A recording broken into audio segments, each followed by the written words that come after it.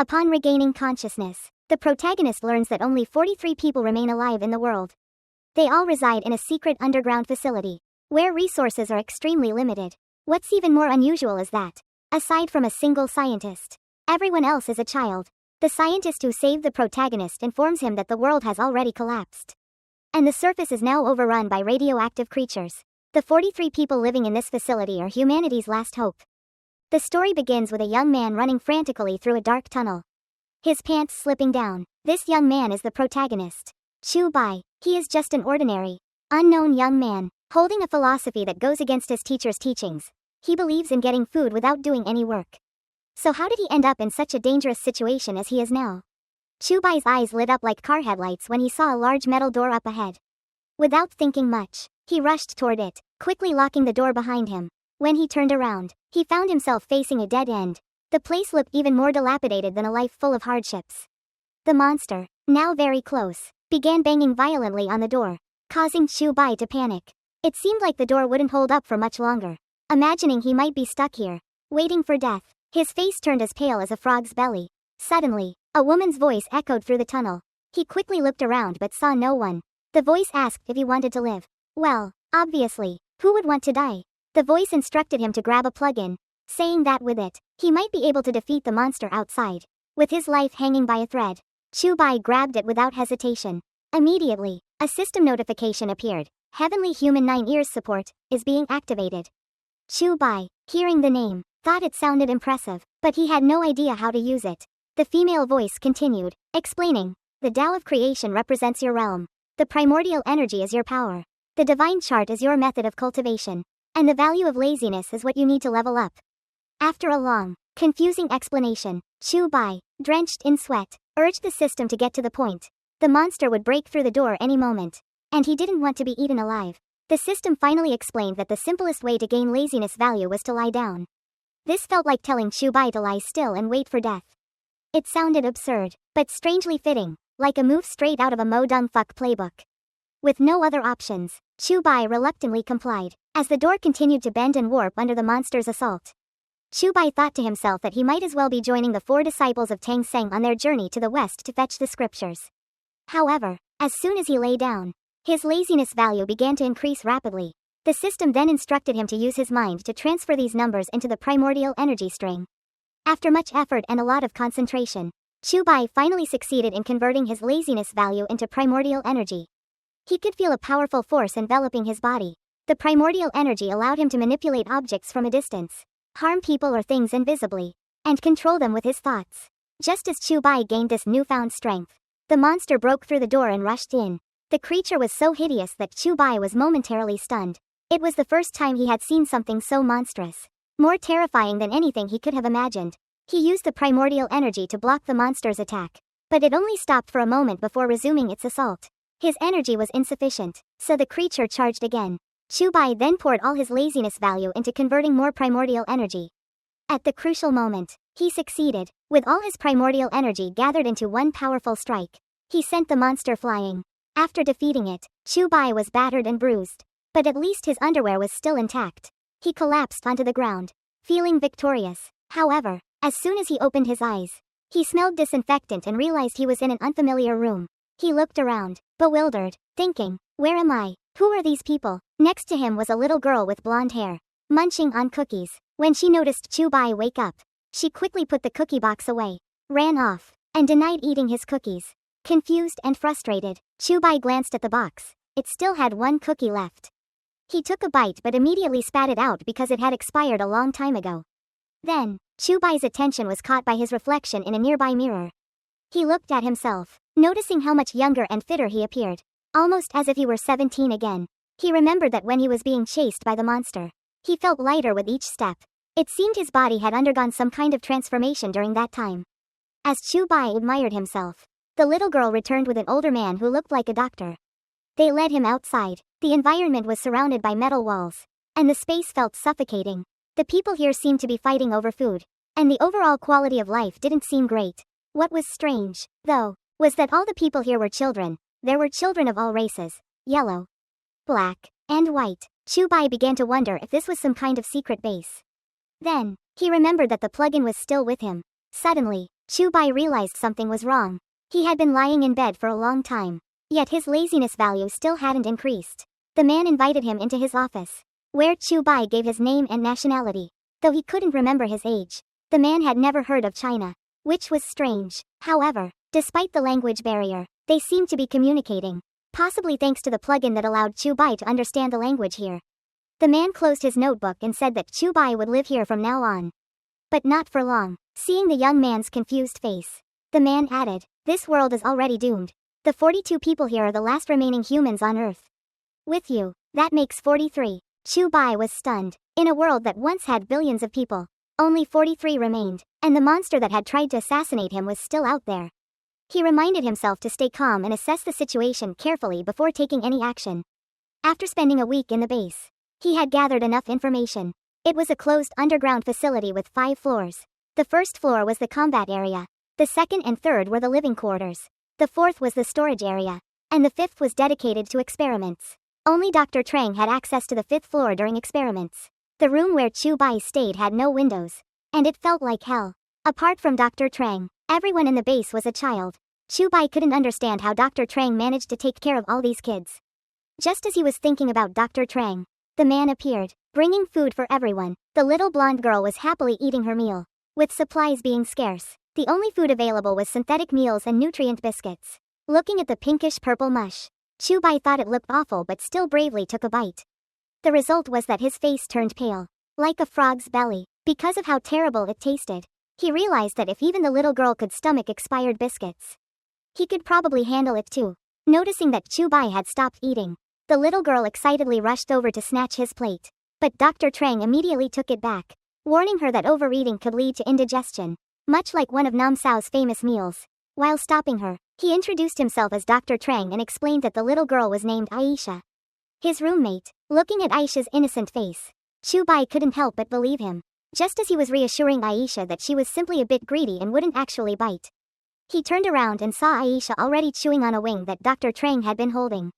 After their meal, everyone went to class. The lessons included both familiar and unfamiliar knowledge. The history and geography they taught were completely different from what Chubai knew. But subjects like mathematics, physics, and natural sciences were similar to what he had studied before. Today, they were learning a special subject called Heavenly Demon. The class focused on the 3-eyed demon wolf, a creature that was perfect for combat and killing. With invulnerable Vajra abilities, the outside world had already been taken over by the heavenly demons, and the students were being trained to fight these creatures. The key to defeating the 3-eyed demon wolf was to maintain mental composure. Not let murderous intent take over. And most importantly, not fear death or violence. Chubai sat through the lecture like a duck listening to thunder. It was only now that he realized the monster that had been chasing him before was a heavenly demon. The heavenly demons had taken over the outside world, turning it into a hellish landscape. The only safe place was this base, which Dr. Trang had built. Looking around, Chubai noticed no one was questioning the doctor's words. Could the end of the world really be true? And here, Dr. Trang was the only adult, while the children were weak, helpless, and easy to control. Everyone believed whatever Dr. Trang said without question. But what if everything he said was a lie? Determined to uncover the truth, Chubai decided he had to leave the base and investigate the outside world. However, he didn't notice the young blonde man sitting behind him, staring at him with a piercing gaze. Before Chubai could leave the base that night, something unexpected happened. While he was dozing off, he heard footsteps outside his door. Aisha had warned him not to go outside at night, even if he heard noises. Suddenly, the footsteps stopped right in front of his door. Chubai cautiously crept toward the door and pressed his ear to it to listen. At that moment, the door shook violently as if someone was trying to break in. Chubai shouted, asking who was outside, but the noise immediately stopped. Thinking everything had calmed down, he was shocked to see a dark figure with red eyes staring directly at him. When he turned around, he saw the monster, a giant cat, the size of his teacher, grinning like it hadn't eaten in 1,000 years and seemingly wanting to devour him. The scene shifted, and Chubai was still lying in bed. He woke up suddenly, his body trembling with fear. However, it was morning now, and Aisha was sitting next to him, waiting for him to wake up for breakfast. With her innocent face, Chubai asked if something had entered the room last night, but the door had been locked. So what could have come in? Aisha thought he had just had a nightmare and jumped off her chair to go to the canteen. As Chubai looked at Aisha's hair sticking up, he couldn't help but think of the creature's ears. It was only him and Aisha in the room last night. Could the creature have been Aisha? Time passed quickly, and it was night again. Fearing Chu Bai might have another nightmare, Aisha asked Dr. Trang to bring incense. This act made Chu Bai reconsider. Maybe Aisha wasn't the strange creature from last night after all. After inhaling the incense, Chu Bai slowly drifted off to sleep.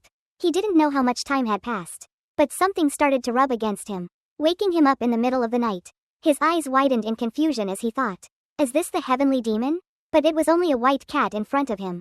For some reason, it looked eerily similar to the heavenly demon. When Chu Bai finally snapped out of his delirium, he realized that it was just a cat, looking at him with a judgmental gaze. The cat communicated by directly transmitting sounds to his brain. After a while, he remembered that this was the same cat who had previously shown him how to use the auxiliary system. It seemed the cat was displeased because the once timid Chu Bai had suddenly reached his peak, becoming someone with extraordinary potential. Chu Bai also suspected that the cat was responsible for his transformation. However, his laziness had not increased in recent days, and his primal energy remained useless. The cat told him that if he wanted to know everything, he would have to find a way to rescue her.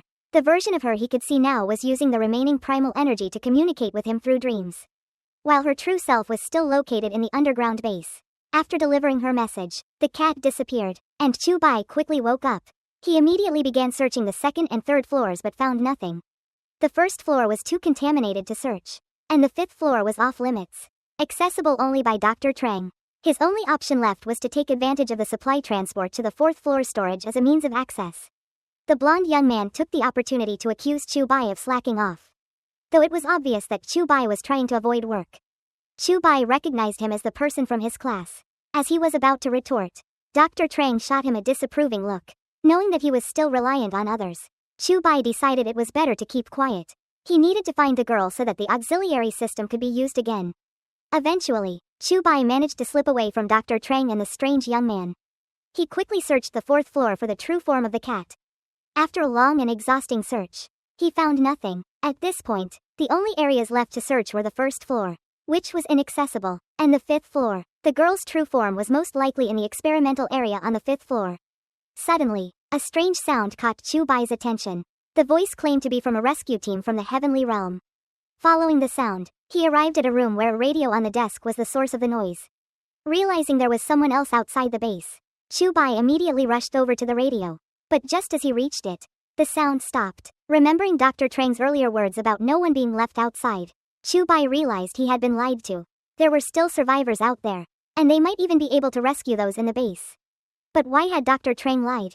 His attention was then drawn to a journal on the desk. The contents warned not to open the door, as something had escaped. It also mentioned the disappearance of someone named Jack, who had likely been eaten. Looking at the drawings on the wall, which depicted the heavenly demons, Chu Bai grew more and more confused about what was really happening in this place and who was behind it. As he tried to make sense of it all, the door suddenly made a noise. As the door slowly opened, Chu Bai feared it was Dr. Trang. But instead, a woman who looked like a ghost appeared. With her white hair and flowing robe, she resembled a ghost from Vietnamese folklore. However, when he focused, he realized it was just a young girl holding a pipe for self-defense. She seemed worried that the secret base had been discovered. Chu Bai, half lying and half telling the truth, told her that he had stumbled upon the radio signal and had come to check it out. He apologized and promised not to tell anyone about the base. The girl, apologizing in return, introduced herself as Allison. Chu Bai remembered that Allison was the girl who sat behind him in class. Seizing the opportunity, he decided to gather more information from her. He admitted that he had seen the journal with the drawings on the wall and the signal device connected to the outside world. Exposed, Allison hesitated, wondering if she should drown him right then and there. She wasn't sure whether she could trust him. Chu Bai noticed her secretive behavior and asked more questions. It seemed she didn't fully trust what Dr. Trang had told her. Chu Bai openly expressed that he felt something was wrong with both the base and Dr. Trang. His words made Allison lower her guard. She began to suspect Dr. Trang after noticing that children from the base kept disappearing, only to return later with strange behaviors. She and Bandu, the blonde young man, both felt something was off. One day, Allison discovered the journal, and together, they decided to uncover the truth. They had searched all 5 floors, but the missing children were nowhere to be found. Instead, Bandu had gone missing. When he returned, his behavior had completely changed, as if he had become someone else. Allison had given Bandu the journal, but he claimed not to remember anything. Before his disappearance, he had gone to the experimental room on the 5th floor. The only way to access that room was by a fingerprint lock, and only Dr. Trang had access to it. Since Bandu returned from the experimental room with a changed personality, Allison suspected that Dr. Trang had taken him there. It was likely that Dr. Trang had also used the children for his experiments. The protagonist suddenly recalled that he had an auxiliary system and decided to use his primal energy to investigate who was nearby. The space around him was pitch black, cold, and empty. However, he sensed the presence of someone else. He had already used his primal energy, which had a detection range of 10 meters from his position. It provided some tactile feedback, allowing him to feel his surroundings. Although overusing it would drain his energy, the entrance to the corridor was quite large, and when the protagonist arrived, the door had already been closed. In front of him was a dead end with no way forward or back. How had the mysterious intruder gotten in? And where had they gone after ambushing him? He realized that Allison had been very close to him at the time. There was no way someone could have squeezed between them to strangle him. The protagonist immediately thought of the ventilation shaft. The intruder must have crawled into it. He had been close to the shaft at that moment, and by using his primal energy, the attacker could have strangled him and then escaped through the vent. The protagonist quickly pulled Allison along and crawled through the ventilation shaft to check. Sure enough, the vent had been opened. He wasn't sure if the person who ambushed him was still nearby. Could it be that their actions had been exposed, which led to the ambush? The protagonist carried Allison through the vent. When they reached a laboratory room and confirmed it was safe, he set Allison down first. Despite the height, she landed safely, thanks to his primal energy. He could easily perform tasks like this. Not knowing where to begin, the protagonist suddenly felt someone watching them. Through the experimental tube, a deformed hand slammed against the glass, grabbing Allison's attention. She was stunned, unable to believe her eyes. It was Bandu, her friend. Allison was overwhelmed, her heart aching, tears flooding her eyes, but she couldn't do anything to help him. First, they needed to find the electronic key so they could figure out how to contact the rescue team and later return to save everyone. Suddenly, a voice called out to the protagonist, asking him to come and help. He turned around and saw the cat from his previous dream. Without hesitation, the protagonist used his primal energy to control a chair and slammed it into the cat's cage. The impact shattered the glass, and the creature quickly escaped. At first, the creature appeared to be a cute, harmless kitten, but it soon transformed into a terrifying beast. Resembling a tiger, it seemed to reject the protagonist as someone with potential and wanted to take over his body. The creature seemed poorly made, likely a cheap imitation. The protagonist used his primal energy to dismantle it and prevent it from succeeding. Allison and Bandu were left in shock by the action. In truth, the protagonist had suspected something was wrong with the cat for a long time. The cat's intentions were no match for his own, and he hadn't expected to be able to subdue such a monstrous creature. Just then, Dr. Trang arrived, and they had to quickly hide. When they saw the electronic key, their eyes lit up. The cat, upon seeing Dr. Trang, immediately entered the protagonist's mind. He was left confused, unsure of what was happening. While Dr. Trang continued his work injecting Bandu, the protagonist searched for an opportunity to grab the key and escape. But Dr. Trang was also looking for a trash bin. Unfortunately, the trash bin was located near the protagonist and Allison. The path to the left was blocked, and they couldn't escape to the right in time as Dr. Trang was getting closer. They thought they were done for, but Dr. Trang didn't come for the trash bin. Instead, he simply tossed it from a distance and walked away. The two of them breathed a sigh of relief. Seizing the opportunity, the protagonist quickly used his primal energy to snatch the electronic key from the table. He was about to leave when the cat stopped him. It wanted to take its gemstone as well, the one that was glowing and floating on Dr. Trang's desk. Seeing that the situation wasn't ideal, the protagonist considered escaping first, planning to return later, but without the gemstone, he wouldn't be able to activate the auxiliary system. Realizing he had no other choice, he took a risk and used his primal energy to snatch the gemstone right in front of Dr. Trang. As their eyes met, the protagonist tensed up, controlling several objects in the room to fly toward Dr. Trang. He had gone from a petty thief to a full-fledged robber. With the gemstone in hand, he quickly pulled Allison and fled. What he didn't expect, however, was that Dr. Trang also knew how to use primal energy. He easily blocked the flying objects. Fast forward 15 minutes, and they were at the entrance of the base. Somehow, against all odds, they managed to escape. The protagonist was now ready to open the door and contact the rescue team. Then later return to save the others. With the electronic key, the door's signal turned green, and it slowly began to open. The two of them made their way out of the cave and into the vast open landscape. The expanse before them seemed endless, shimmering with a magical glow. Allison looked up at the sky, her face scrunching in confusion as she wondered if she could spot the J97 star. But to no avail. It had been a long time since they had been outside, so they ran and jumped around playfully. Almost like carefree children, Allison hoped that everyone was still out there, while the protagonist, marveling at the natural beauty surrounding him, couldn't shake the feeling that it didn't quite resemble the end of the world. Returning to their primary goal, the protagonist took out the communication device and began searching for the rescue team's frequency. Since they didn't know the exact frequency, he could only send distress signals across multiple channels, hoping someone would hear them. As they noticed someone approaching, Chubai quickly pulled Allison down, signaling for them to stay flat on the ground. A figure in a protective suit appeared, seemingly looking for something. When the figure drew closer, the protagonist realized it was Dr. Trang. With no other choice, they abandoned the communication device and fled in panic. However, not long after, Allison was pulled back by Dr. Trang's primal energy. The two were separated. The protagonist also used his own primal energy. But suddenly, Allison began to show signs of an unnatural reaction. Her eyes turned red, and she began spitting up blood. Not only was she affected, but Chubai felt the same. He collapsed, thinking Dr. Trang had done something to them. But the truth was that Dr. Trang hadn't harmed them at all. Instead, the creatures in this world had been completely contaminated. Without protective suits, the human body would be corroded, and death would follow within 30 minutes. It was only then that the protagonist recalled Bandu's case. However, because they had been in direct contact with the contaminated environment, both of them began to collapse and lose consciousness. Just as Dr. Trang had said, the area outside the base was no longer suitable for human life. Dr. Trang used his primal energy to bring them back to the base. Unbeknownst to them, the communication device, lying in the grass, was sending out a signal. Someone on the other end detected it and asked, "Are you still alive?" A question that seemed to signal an impending disaster. The protagonist and Allison had only been outside the base for a short while. But already, they felt intense chest pain and collapsed. Unable to get back up, they were carried back to the experimental room for treatment. The chest pain mentioned in the journal was also caused by being outside the base. Slowly, the protagonist opened his eyes and saw Allison in front of him.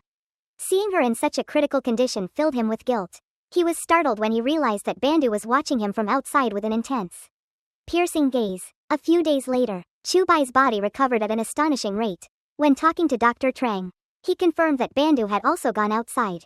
Dr. Trang had used the electronic key, intending to go out himself first because it was too dangerous. If it was safe, he would return to bring Allison with him. At that time, Dr. Trang was in the midst of crucial research and couldn't detect Bandu's actions in time. By the time he noticed, Bandu had already been outside for over an hour. Despite Dr. Trang's best efforts to treat him, Bandu couldn't be saved. Fortunately, since Chubai and Allison hadn't been outside for long, they were still able to be rescued, especially the protagonist, who had awakened his primal energy, making him more resistant. Still, the protagonist couldn't understand why Dr. Trang had allowed them to leave the base. With his strength, he could have easily stopped them. Dr. Trang explained that the protagonist, having primal energy, was worthy of knowing the truth. He wanted the protagonist to discover it for himself so that he wouldn't need to be monitored anymore. After talking to Dr. Trang, the protagonist turned to question the cat. The cat claimed to have lost its memory, only remembering that it needed to deliver the auxiliary system to the protagonist. It also said that if the protagonist saved it, it would tell him everything, but that was a lie. The protagonist trembled with anger but couldn't do anything. There was one more thing that puzzled him. If Dr. Trang had intended to let him leave the base, why had he strangled him at the ventilation shaft? But that matter wasn't connected to Dr. Trang. He had been in the experimental room all night. There were even more strange events.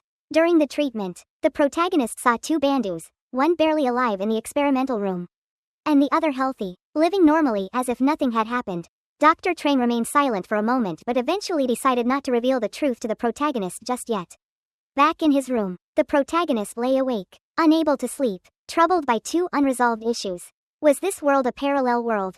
Or had Earth reached the apocalypse? The more he thought about it, the more his head ached. Just then, outside the cave near the communication device, a thick black smoke appeared. Its eyes glowed with an eerie light, like a serpent, quickly heading toward the entrance of the cave leading to the base. After recovering, the protagonist returned to his normal life.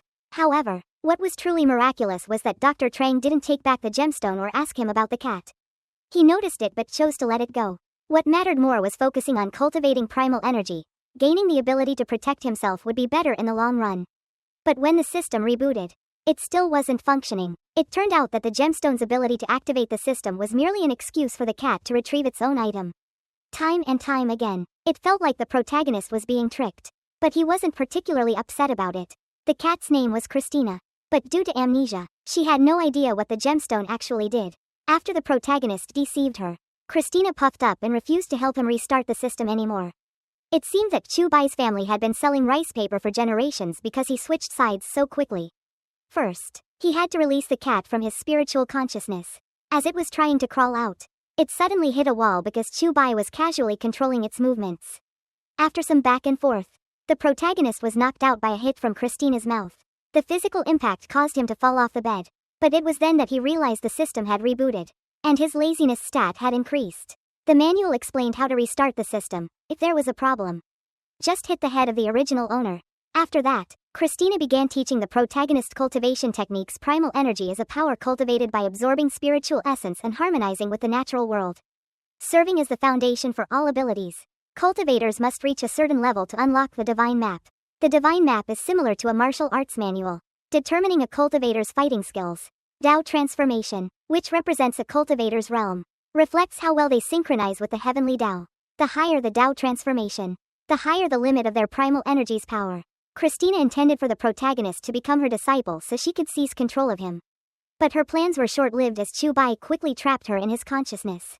Born with chronic laziness, the protagonist decided to lie down and cultivate, with laziness as his backup. Only a fool would actually train. Each second, he gained 1 point of laziness, and he happily imagined how strong he would be by the next morning. Time passed quickly, and by morning, the protagonist was slapped with the reality that he had only gained 200 points after lying down all night. Christina felt pity for him but didn't act on it. She reminded him that without effort, he couldn't expect anything. Despite his dissatisfaction, the protagonist decided to focus on improving his primal energy. He needed to surpass Dr. Trang's strength. However, the system's conversion rate had changed.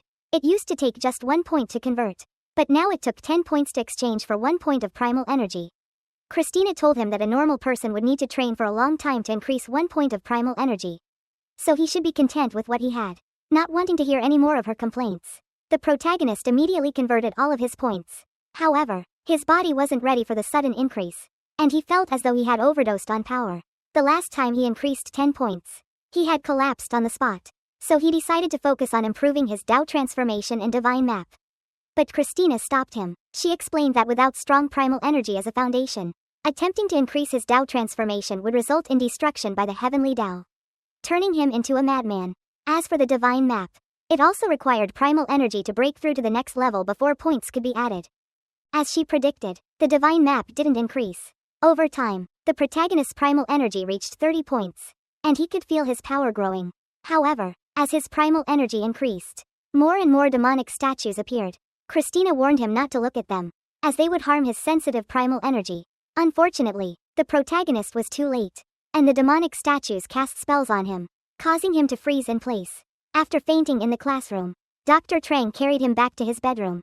As he woke up, he stretched like someone just waking from a nap. At that moment, someone knocked on the door, and Christina immediately entered his spiritual consciousness. The visitor was Bandu, who greeted Chu Bai with a friendly gaze. Sensing something suspicious, the protagonist asked Bandu, and he learned that Bandu had come to check on him in Dr. Trang's place, to see if he was still alive. The protagonist was upset but tried to stay calm since he had just recovered his energy. Before leaving, Bandu warned him that if he ever harmed Allison again, he would not let him off the hook. The protagonist found it strange that Bandu had such a harsh attitude toward him but treated Allison so differently. A few days later, as Chu Bai struggled to level up, Allison, with her short hair, came to visit him. Seeing her cheerful as always, the protagonist felt reassured. After school, they returned to the old room. Dr. Trang said that Allison's hair still contained a significant amount of contamination, which couldn't be neutralized, so it had to be cut short. She didn't blame Chu Bai for almost getting her killed. Instead, she chose to follow him willingly, although the truth was harsh, knowing it was better than holding on to false hope. However, recently, whenever she saw Bandu in class, she couldn't help but think of the Bandu in the experimental room. Allison didn't know how to face this dilemma. Just then, the radio crackled, and a familiar voice came through, claiming to be the Heavenly Rescue Team outside the base, asking for Chu Bai and Allison to open the door. They say you can't bathe in the same river twice. But looking into their hopeful eyes, it was clear that history would repeat itself once again. The two of them were as happy as parents welcoming their newborn, never expecting that the rescue team actually existed and had arrived. Thinking they were about to be saved, they held hands and rushed toward the door, completely unaware of the strange behavior of the rats beneath their feet. Suddenly, the ceiling was pierced, and the impact was so strong that even 5 layers of concrete couldn't hold up. A loudspeaker announcement urged everyone to take refuge in the experimental room immediately and warned them not to go outside. The protagonist recognized the voice. It was Dr. Trang. More importantly, it wasn't the rescue team that had arrived, but the heavenly demon. Upon hearing the announcement, the children quickly gathered in front of the experimental room. Leading the group was Bandu, who was trying to reassure everyone. He used his fingerprint to unlock the experimental room. When Bandu saw a frightened girl, he gently sat down and comforted her like an older brother. After that, he continued calling everyone to enter. However, Allison spoke up and stopped him. The door to the experimental room could only be opened by Dr. Trang. So how was Bandu able to open it? The protagonist was about to reveal the truth about Bandu in the experimental room. But before he could finish, Bandu attacked him using his primal energy. The protagonist realized that Bandu was the one choking him through the ventilation shaft. Without hesitation, he counterattacked and slammed Bandu into the wall. Even though Bandu was knocked down, he still refused to reveal the truth and instead took Chu-Bai to another room to continue their conversation. In the same room as before, the truth was finally revealed. This person was just a clone of Bandu. The Bandu in the test tube was the original version of him. After being destroyed by the heavenly Tao outside the base, Dr. Trang brought him back to the experimental room. The intact parts of his body were used to regenerate, and his memories were implanted. The result was the Bandu of today. Not only him, but everyone in the base was a clone. They were all test subjects who had never matured. Dr. Trang secretly experimented with them to cultivate primal energy. When Dr. Trang cloned himself, Bandu was the only one who retained a fragment of his original consciousness. He witnessed his own cloning, and he knew that the memories belonged to the original Bandu. Bandu begged Dr. Trang not to erase this memory, offering to become Dr. Trang's assistant in exchange. However, as a clone, Bandu always questioned whether he could still be considered the same person as before. After becoming Dr. Trang's assistant, Bandu gained the authority to open the experimental room. His daily task was to help Dr. Trang research ways to combat the apocalypse. He used the corrupted and distorted information from the Heavenly Tao statues to subconsciously guide people into cultivation. However, if they weren't careful, mutations would occur, and they would have to discard the intact parts and cultivate new clones for further experiments. The remaining body parts were preserved in a freezer. After all of this, Bandu could no longer face Allison. He couldn't continue running away because the rescue team was just a rumor. While they were talking, the two of them felt the space shake violently. There was an explosion very close to them, and it seemed that the heavenly demon had descended on the base. The two immediately ran back to the gathering place with the children. By the time they arrived, the door to the experimental room had been destroyed. A figure holding a communication device appeared, faintly resembling Dr. Trang but emitting a hissing sound like a serpent. The green-haired girl didn't understand and thought the person in front of her was Dr. Trang, who had defeated the heavenly demon and come back to save them. However, after taking just a few steps, she and her bear were headshot. A double kill followed by a pentakill happened immediately after. Seeing that Allison was in danger, both Chu-Bai and Bandu rushed forward using their primal energy. But they were too late. Allison died tragically in front of them. At that moment, the heavenly demon revealed its true form. It seemed very pleased, as it had not expected to find someone with such strong primal energy here. The protagonist stood in shock for several seconds, ignoring Christina's desperate pleas to run. But unlike him, Bandu, enraged, clenched his fists and rushed forward, seemingly seeking revenge for Allison. Bandu's memories slowly started to surface more clearly.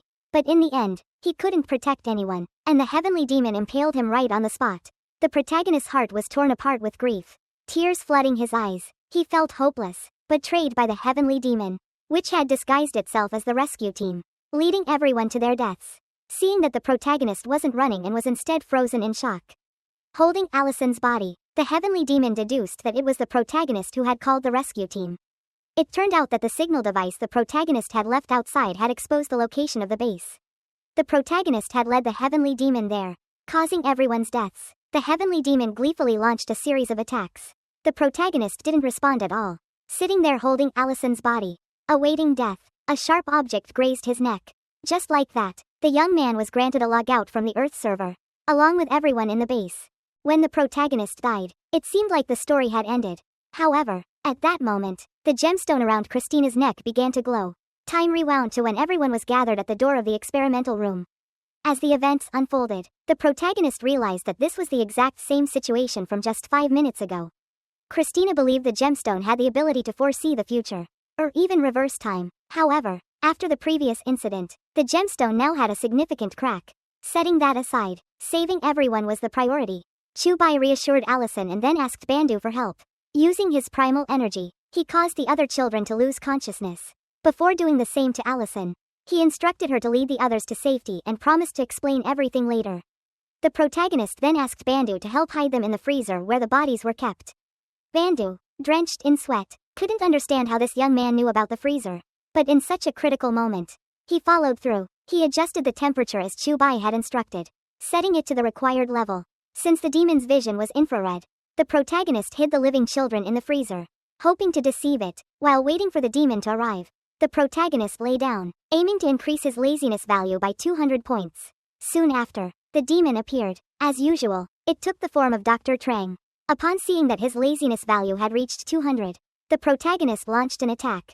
Together with Bandu, they used their primal energy to hurl chemical containers in the laboratory at the demon. The liquid splashed onto its body, causing the demon to revert to its original form. It screamed in agony as glass shards embedded into its body, and blood oozed from its mouth. Fortunately, the neutralizing agent worked on the demon. Chubai attempted to increase his primal energy by 20 points all at once. Despite Christina trying to stop him, once he was determined, nothing could hold him back. He didn't care about the consequences, he had to deal with the demon first. His body was badly battered, but he remained conscious enough to instruct Bandu to activate the machine. The demon was sucked into a containment chamber holding the neutralizing agent. After a difficult struggle, the two of them successfully captured the demon, and it slowly began to lose consciousness. Bandu was still in disbelief that they had succeeded. However, the protagonist's body was now at its limit. He had exhausted all his strength and could no longer continue. He realized he had misjudged Bandu earlier. Bandu had feared that the protagonist might uncover too much, which could endanger Allison and the others. So he had attacked him in the vent. After the time reversal, the protagonist now knew everything. He didn't hold any ill will toward Bandu and extended a gesture of reconciliation. Bandu, deeply moved, teared up. The two of them shook hands, symbolizing their newfound brotherhood. Thinking that the demon was no longer a threat, they left the room, unaware of the black mist escaping through a crack. Before they could confirm whether Dr. Trang was alive, Bandu was struck by the black mist from a sewage pipe, piercing his chest. Despite the time reversal, Bandu couldn't escape death. The protagonist was then knocked unconscious. But the demon didn't kill him right away. Instead, it tortured him for amusement. It mocked him, commenting on how impressive it was that it had been trapped. The protagonist, frozen with fear, watched as the demon, knowing there were still children left in the base, began to interrogate him, tightening its grip. Noticing something unusual in the adjacent room, the demon controlled Bandu's corpse to open the door. Seeing history about to repeat itself, the protagonist felt both fear and despair. He was thrown aside by the demon, which then entered the freezer. When it saw the corpses inside, it seemed to lose interest. Believing the protagonist had given up on everything, the demon was about to finish him off. But unexpectedly, a hand appeared, stopping the blow meant for the protagonist. The person who saved him was none other than Dr. Trang. Though his body was battered and broken, his golden eyes radiated an unwavering resolve. Unlike anything seen before, it appeared that before the celestial demon arrived, it had already fought 300 rounds with Dr. Trang. Despite being severely injured, Dr. Trang was still alive, which took the demon by surprise. It believed the man was foolish for still being alive after such devastating injuries, especially since he could no longer use his divine power. However, Dr. Trang paid no attention to this. He instructed the protagonist to survive, telling him that this was his final lesson. Then, he transformed his body into a form resembling a lion. Chubai was stunned, realizing that Dr. Trang understood his fear and hopelessness. Dr. Trang spoke to both comfort and command him, urging him to survive for humanity. He then charged into battle with the celestial demon. He was quickly struck by a blow that caused him to lose his entire suit of armor. As the battle continued, Dr. Trang lectured the demon on the philosophy of life. Despite the planet no longer being suitable for human life and the slim chances of humanity defeating the celestial demon, Dr. Trang emphasized that they must never compromise. After speaking, Dr. Trang's body emitted a golden light, preparing to self-destruct using his divine power. The demon, not expecting such a reckless move, fled in fear, shedding its skin in the process. Before self-destructing, Dr. Trang used his divine power to protect the protagonist. Once completed, his body triggered a massive explosion, killing both the celestial demon and himself. Thanks to Dr. Trang's divine power, Chubai became the sole survivor. As a result, the base was destroyed in the explosion, and both the celestial demon and Dr. Trang vanished, leaving only the protagonist alive. In that moment, Chubai was overwhelmed with conflicting emotions, anger, pain, regret, and despair. Tears streamed down his face as he screamed, trying to release all his emotions. Suddenly, a book floated up. Christina recognized it as the journal Dr. Trang had left for Chu Bai. He quickly wiped away his tears and opened the journal to read. The handwriting inside matched the notes Allison had gathered, confirming that it was indeed Dr. Trang's journal. It appeared that Dr. Trang had once studied methods to resist the infection of the spiritual seed within the base, alongside a group of others. Unfortunately, they had all failed, and only Dr. Trang had survived. He had been searching for survivors to experiment on and continue his work for humanity's sake. The more Chu Bai read, the harder it became for him to control his emotions, and he broke down in tears like a child. He remembered Dr. Trang and everyone who had lived in the base. And now, he was alone. Chu Bai didn't know how he would face this cruel world. A gust of wind turned the page of the journal, revealing a series of coordinates written on the next page. Dr. Trang had hidden all his secrets there. As Chu Bai read, a strange object flew toward him, and thinking it was another celestial demon, he memorized the coordinates and quickly used his divine power to destroy the journal. Afterward, he collapsed from exhaustion. In his daze, Chu Bai heard a human voice. Looking up, he saw a person wearing a shirt with Heavenly Court Rescue Team printed on it. The young man, barely conscious, called for his teammates to bring protective gear. Due to prolonged exposure to the polluted environment without protection, Chu Bai had been affected once more. When he regained consciousness, the first thing he saw was a golden-furred dog with a familiar bow. Confused about where this creature had come from, a voice called him, "Old Human." The person was Zhang Idao, a member of the Heavenly Court Rescue Team. He explained that this was the forward base of the rescue team, and Chu Bai had been unconscious for a week. Zhang Idao knew Chu Bai's name because the dog had told him. The young man was shocked when he realized the dog was calling his name. Zhang Idao further explained that old humans couldn't survive the mutated creatures. And although he and his team had tried to help, they were unable to prevent the mutation. The dog had transformed into its current form. Looking at the dog's fur, its attire, and the familiar bow, Chu Bai was stunned and fell back in shock. This was his former roommate. Aisha, the man and the four-eyed dog exchanged glances, and it became clear that the protagonist was not the only surviving old human. As they continued their conversation, Zhang Idao explained that the Heavenly Court Rescue Team had been carrying out a mission near the base when they saw the explosion and rushed to investigate. Chu Bai recounted the events he and the others had experienced. They had encountered the celestial demon, and Dr. Trang had self-destructed his divine power, sacrificing himself to take the demon down and save them. Zhang Idao expressed deep admiration for Dr. Trang, but he added that the celestial demon couldn't be truly destroyed. No matter how many times they died, the demons would always resurrect in the celestial demon core. As long as the queen of the celestial demons was alive, they could never be fully eradicated. The war between humanity and the celestial demons had been ongoing for centuries. Under the leadership of the Heavenly Court, humanity had managed to hold its ground, preserving 1/3 of the eastern continent, to fight against the celestial demons and the spread of the spiritual seed. Only a few scattered outposts remained. 90% of the Heavenly Court's forces were concentrated in 5 major cities located in the east, west, south, and north. These cities were home to the most advanced technologies and combat elites. They were the last hope for humanity. After hearing this, Chu Bai fell into deep thought. It seemed that the Heavenly Court was indeed the central power for humanity. But why didn't Dr. Trang know about their existence? Why did he always refer to Chu Bai as one of the last humans? Remembering that Zhang Idao had called him old human, Chu Bai asked what the difference was between him and the people from the Heavenly Court. Zhang Idao explained that before the establishment of the Heavenly Court, they had used advanced techniques to adjust divine power, making them better adapted to the world than the naturally born, old humans. Because of this, they didn't need protective gear when operating outside. While Chu Bai was unconscious, they had administered a rune vaccine to him. This vaccine provided protection, preventing him from being infected while outside. However, it wasn't invincible, and after 7 days, he would need to return to a safe zone for the vaccine to recharge. After their conversation, Zhang Idao left the room, leaving Chu Bai alone with Aisha. Chu Bai checked his support system and saw that despite being unconscious for a week, his lazy value remained at 200, meaning that being unconscious didn't count toward it. He converted the lazy value into divine power, and this time, he only felt a mild headache since the side effects of the conversion were smaller due to his increasing strength. Feeling the reduced side effects, Chu Bai quickly converted all his lazy value.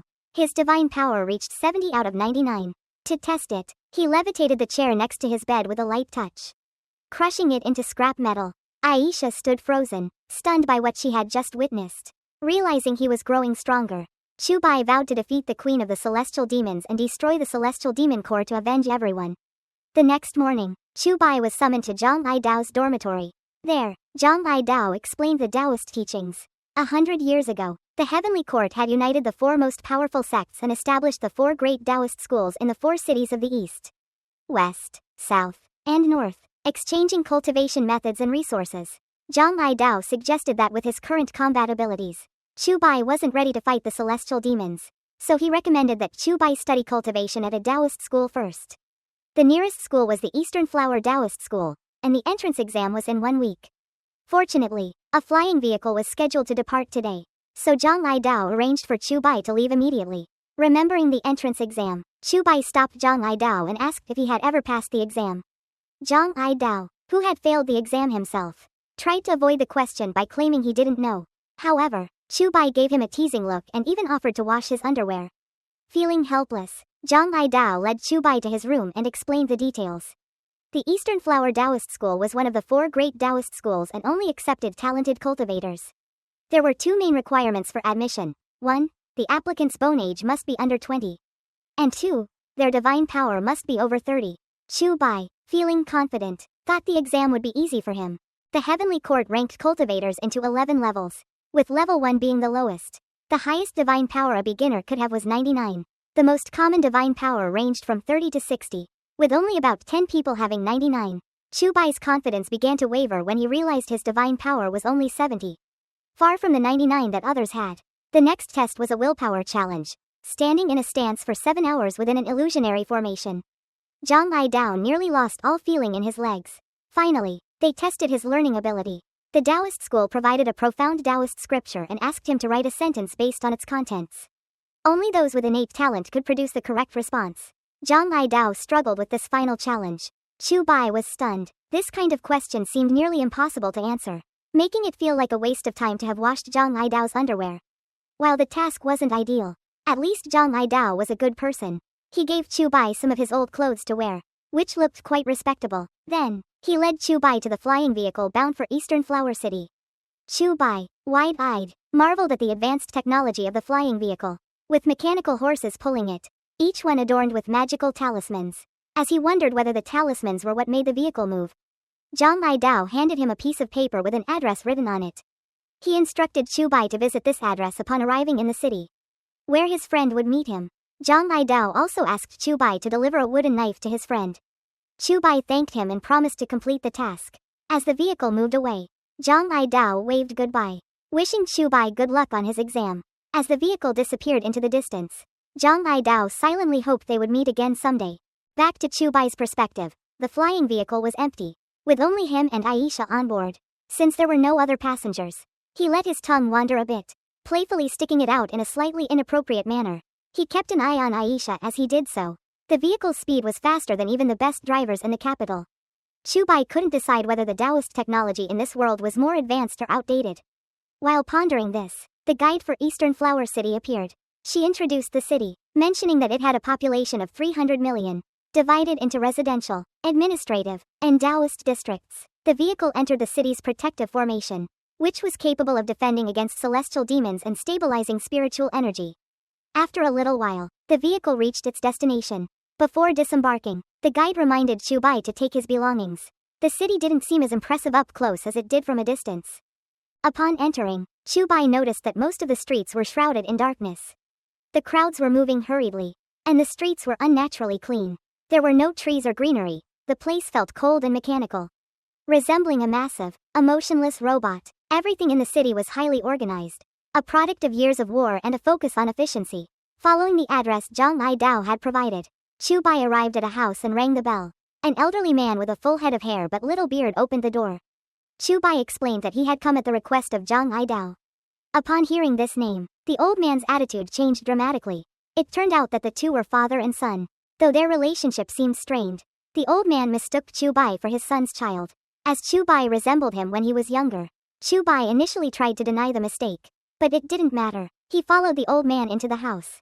Inside, Chu Bai noticed a family photo on a shelf featuring the old man, his ex-wife, and his son. The old man lived alone after divorcing his wife, having spent his life as a soldier. He had come to understand the fragility of life and realized that nothing could truly be kept. He sat down in a chair and reached for a blanket but struggled. Chu Bai, ever kind-hearted, went to get it for him. But the old man mistakenly believed he was his son. The old man then asked Chu Bai if he hated him, for forcing him to join the army after failing the Taoist exam, for making him face the dangers of the heavenly Tao. The confusion was understandable since Chu Bai was wearing Zhang Ai Dao's clothes. A soldier who had spent most of his life on the front lines often had a wandering mind as he grew older. Chu Bai suddenly remembered the task Zhang Ai Dao had given him. He quickly pulled a wooden carving knife from his pocket and handed it to the old man, saying that Zhang Ai Dao did not harbor any resentment, but he simply didn't know how to express it. The old man was deeply moved and embraced the knife. The misunderstanding between father and son was resolved. Time flew by, and before long, the day of the exam arrived. Chu Bai woke up to the delicious aroma of food. The old man, still thinking Chu Bai was his son, had made noodles for him to take to the exam. He even added 2 extra eggs. Concerned that his son might not pass without them, Chu Bai eagerly devoured the noodles, not even bothering to brush his teeth or wash his face. As he ate, he embraced the old man and thanked him, calling him father. The old man was so moved that tears welled up in his eyes. After eating, Chu Bai left Aisha behind and set off for the exam. The scene shifted to the exam venue, where many candidates had gathered. Chu Bai, squeezed into the crowd, struggled to breathe. He had just passed the bone age check, and now it was time for the divine power test. He observed as the examiner used a machine to assess a female candidate's divine power. The poor girl was just 1 point short of the required score. Despite 3 attempts, her score remained at 29. She tearfully begged the examiner to let her pass, as she would be too old for the exam next year. The examiner was unmoved, slapping her ID card and moving on to the next candidate. Chu Bai was sweating nervously, not expecting the examiner to be so strict. The next candidate scored 80 points. Seeing this, the other participants couldn't help but feel both awe and fear, worried they might not make the cut. Chu Bai, however, was confident. His eyes gleamed with determination, ready to impress everyone. Over the past week, he had been grinding levels, rolling around at home to increase his lazy value. He had also found a way to boost his lazy value even more, by having Christina do his work for him. The lazier she was, the more lazy value he earned. Not only did his divine power increase, but he also accumulated 1,000 lazy value. Just as Chu Bai was fantasizing about his growing power, reality hit him hard. The new record had been set at 105. He had thought the maximum was 99. But the young man ahead of him was a Taoist genius who had broken through to 0% Tao conversion. He was a descendant of a prestigious family. After the young man with green hair passed by, Chu Bai realized that the person had barely noticed him. Although Chu Bai scored 99, no one was particularly impressed, as the spotlight had already been stolen by the young man who achieved 105. The scene shifted to the teacher's office. This year, a total of 12,000 students had passed the first round. The man introducing himself was Zhao Shui, the vice principal of the Eastern Flower Taoist Academy. The woman who had spoken earlier was Jen Nok Chan, a teacher at the school. She mentioned that 25 students had scored 99 in their divine power assessment. And among them, one student had scored 105 points, which immediately caught the vice principal's attention. He recognized that such extraordinary talent could only belong to the orphan from the TSA family. As he had suspected, the cool, confident young man was indeed TSA Dao. As Chu Bai stepped back to get a better view of the young man, he was startled when someone called out his name. The girl with strawberry-colored hair was Jing Tu. Although they didn't know each other, she approached him because they both had achieved a score of 99. A score that practically guaranteed their success. Jing Tu had met all the other students with a divine power score of 99 in Eastern Flower City. But she had never encountered Chu Bai before. Upon learning that he was an outsider, she was surprised by how young he appeared. Jing Tu admired Chu Bai's strong will and even compared him to TSA Dao, which made Chu Bai blush from embarrassment. As they were talking, someone appeared to announce that the second round would begin shortly. The man introducing himself as Liu Chongyang, the examiner for the second round, began explaining his life philosophy. Suddenly, the ground beneath everyone's feet shifted into a celestial path. This 10-kilometer-long track was the trial set up by the Academy for the second round of testing, a running challenge. A circular device resembling an electronic wristwatch would measure each participant's speed. Every 2 seconds, the contestant with the slowest time would be eliminated until only 1.200 students remained. The rules stated that no one could use their divine power, and if a participant stopped or failed to keep up, they would be disqualified. If the wristband turned red, it meant the participant had been eliminated and had to leave voluntarily. Jing Tu shared with Chu Bai that Liu Chongyang taught the elite class. If they finished in the top ranks, they would likely be his students. Most of the other participants thought the challenge would be easy. But after calculating the situation, Chubai realized it was far from simple. They would have to run for 6 continuous hours at sprinting speed. Once the race began, everyone started running as if being chased by dogs. However, after only a few steps, Chubai's face contorted in exhaustion as he gasped for breath. Every step on the celestial path drained spiritual energy, making it not only physically exhausting but mentally taxing as well. The difficulty was 10 times greater than normal running. Hearing the examiner's explanation, the participants' faces turned pale with realization.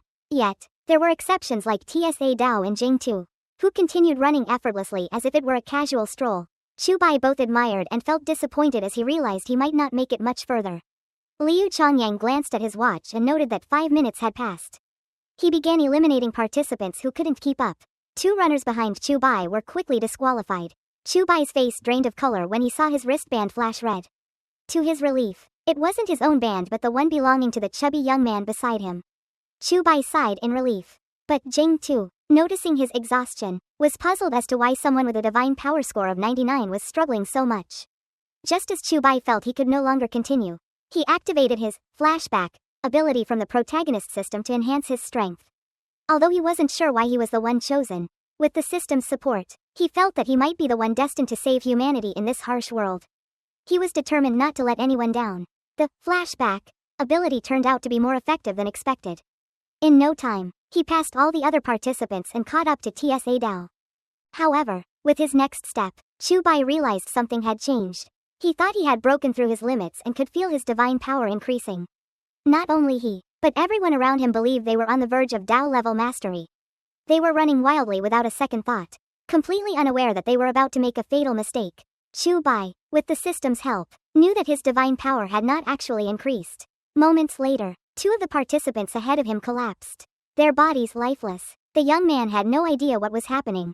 Liu Chongyang continued his lecture, explaining that 100 years ago, the great Taoist master of Eastern Flower, Tin Tin Tan, had established 3 major Taoist principles. First, never face the heavenly Tao directly. Second, never let your divine power leak out. Third, never act recklessly in pursuit of power.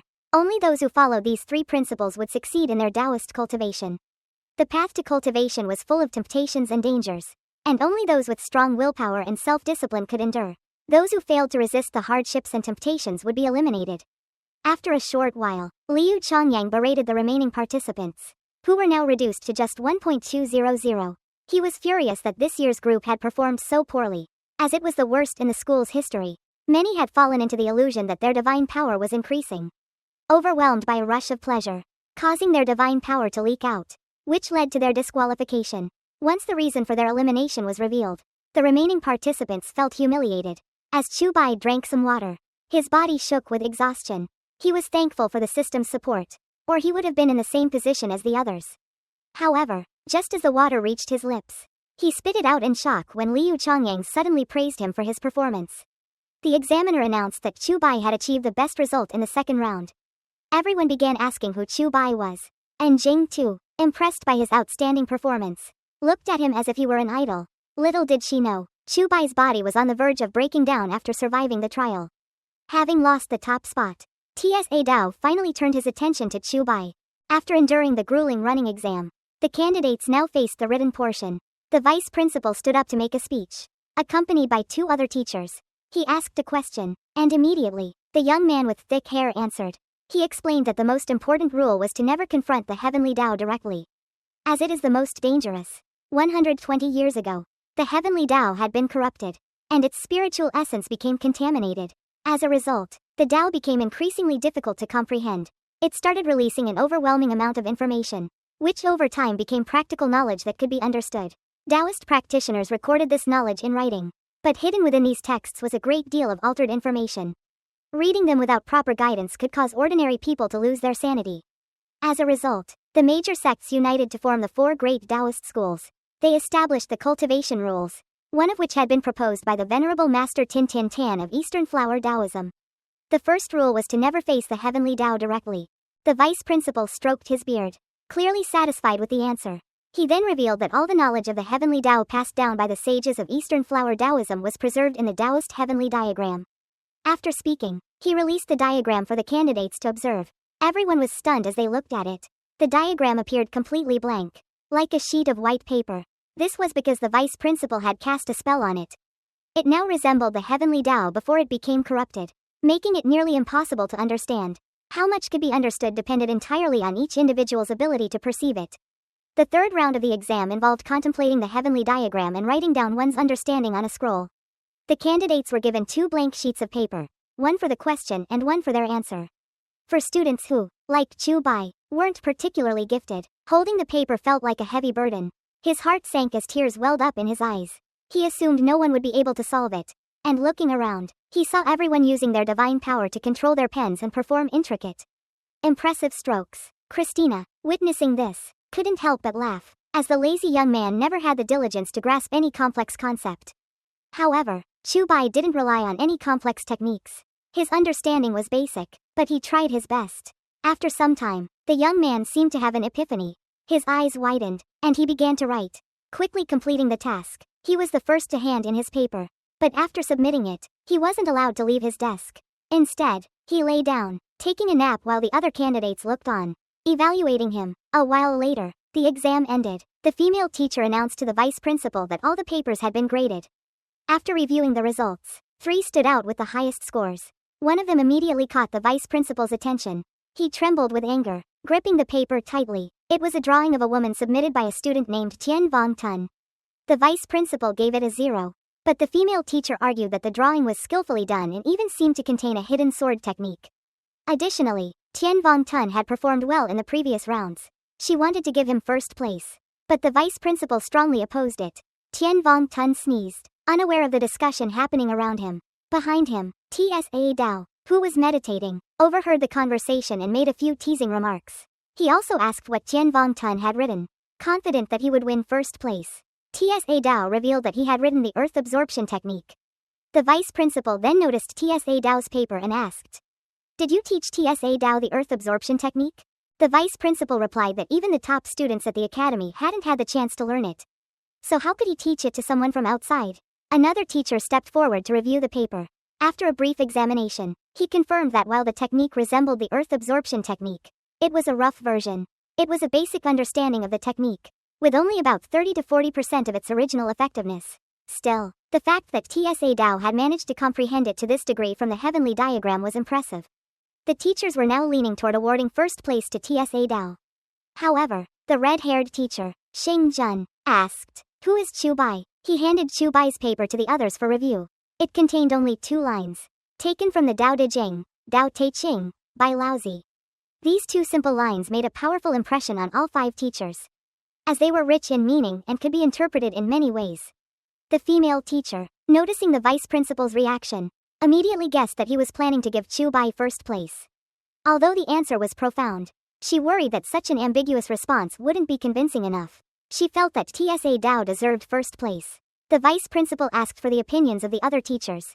Teacher Don Hoi, who had been impressed by Chu Bai's performance in the second round, believed that while Chu Bai was still rough around the edges, his potential might even surpass Tsa Dao's. So, he chose Chu Bai. Xing Jun, after some thought, also chose Chu Bai. With the votes tied 2-2, the female teacher disagreed, arguing that Tsa Dao, as the only son of the Tsa family with a divine power score of 105, should definitely be first. She feared that if Tsa Dao didn't win, Eastern Flower Taoism would face heavy criticism. Liu Chongyang quickly rebutted, explaining that the path of cultivation is long, and it's not fair to judge someone based on their background alone.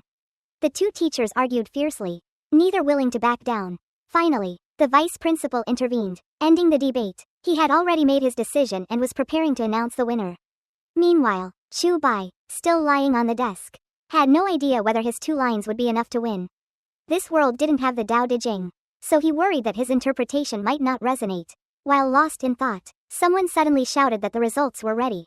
Everyone rushed to the bulletin board to check their exam results. Indeed, Chu Bak is at the top of the rankings.